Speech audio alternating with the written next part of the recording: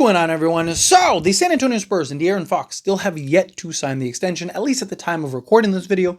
Obviously, depending on where you're watching this video, it could have already happened. But one of the things that I want to talk about is there's been a lot of questions about De'Aaron Fox, right, and his role with this team long term, right, with Dylan Harper being added to this roster. Obviously, the Spurs, they didn't know at the time that they landed De'Aaron Fox. They didn't see the future. They didn't know that, like, Dylan Harper was going to land in their lap and that Stephon Castle was going to be as good as he was right out the gate, and they might potentially have their franchise cornerstones already and all that, right? Going into the offseason, last offseason, they were active in trying to find an all-star level point guard because they didn't have one and they needed one, right? So they tried to get a Trae Young and a Darius Garland and a De'Aaron Fox and those guys, and it just didn't work out.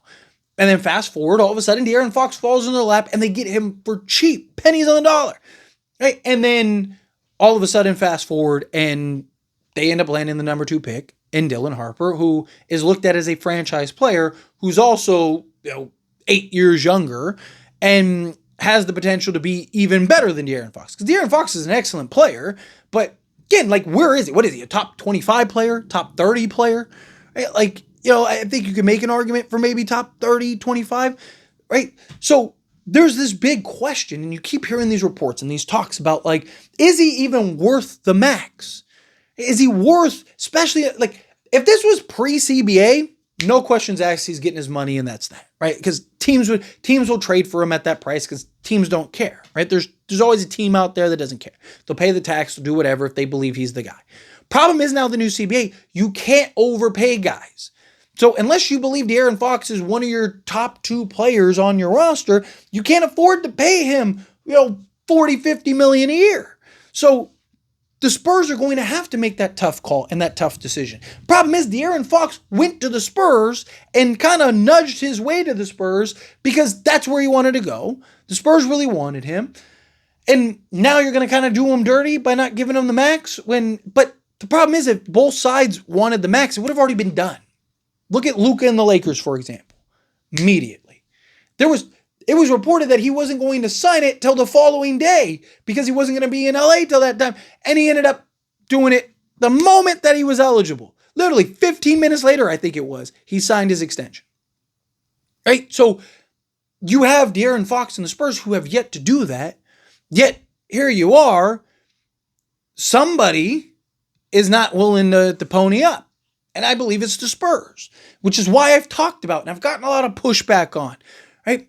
Don't be shocked. I'm not saying it will happen, but don't be shocked if De'Aaron Fox asks to be traded or the Spurs end up trading De'Aaron Fox. Because how would you feel? How would you feel if you forced your way to the Spurs, by doing so, allowed them to get you for pennies on the dollar?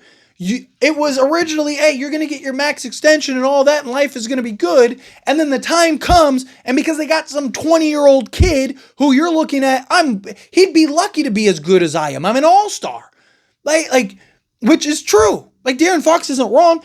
It is more likely that Dylan Harper is an average player than he is De'Aaron Fox. Like, again, we've seen a lot of guys in this league that had promising futures, and Michael Carter-Williams averaged nearly a triple-double, won Rookie of the Year. People thought he was going to be the next great player, next great point guard, right? The Cade Cunningham type.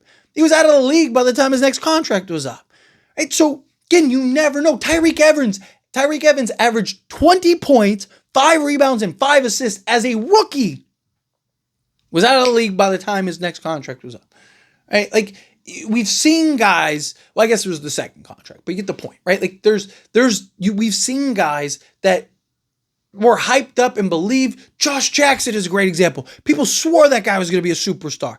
And he ended up out of the league before his next contract, right? Like, you never know how guys are going to play out. So De'Aaron Fox is looking at it as like, I'm better than him right now. You guys were begging to get a guy like me. You landed me. I helped you guys land me. I got me for pennies on the dollar. Now you're going to do me dirty?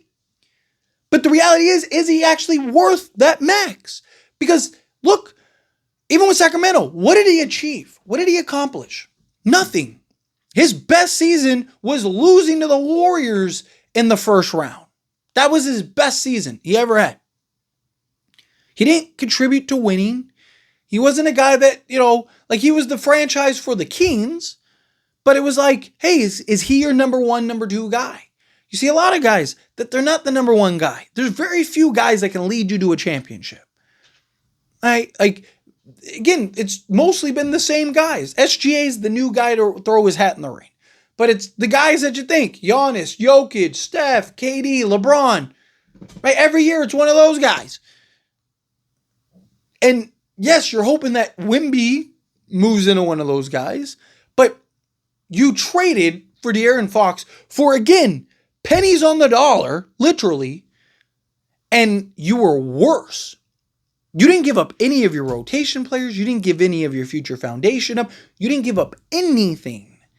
And you landed an all-star level point guard and were worse, right, with him on the court. Now, to his credit, to his defense, right, he's getting to a new team. There was the whole Chris Paul situation because they made the promise to Chris Paul and they didn't want to do him dirty. On top of that, it's really hard to integrate a all-star or a number one option than it is a role guy, right? A guy like a Harrison Barnes, it's easy to integrate him because it's like, hey, you know the role you played your entire career? Being a 3-and-D guy, yeah, just do that here. But with De'Aaron Fox, he's not only the star, but he's also the point guard. So he's the guy that has the ball in his hands. He's got to build chemistry with guys to get guys involved, working those plays. It's very hard to integrate a star, period. Because they're used to so many shot attempts, so much opportunity and usage rate and all this other stuff. Now he's going to the Spurs to be one of the guys.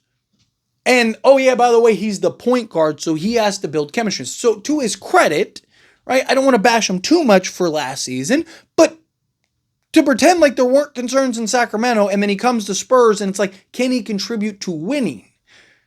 Right? And he had a terrible season with the Spurs by, a winning metric. Right? Stat-wise, he was good, but he didn't contribute to winning games. They were worse with him. Right? So is that worth now paying a max? Because it's a gamble. It's a risk. You're taking a risk and believing that he's the answer, he's the guy. And if you overpay him and it doesn't work out, you might not be able to trade him because of the new CBA.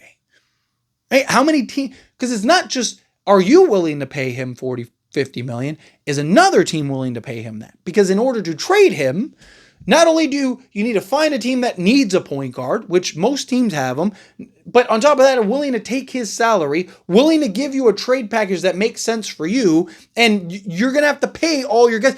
Again, I keep saying it, you're going to get expensive, you're getting expensive fast.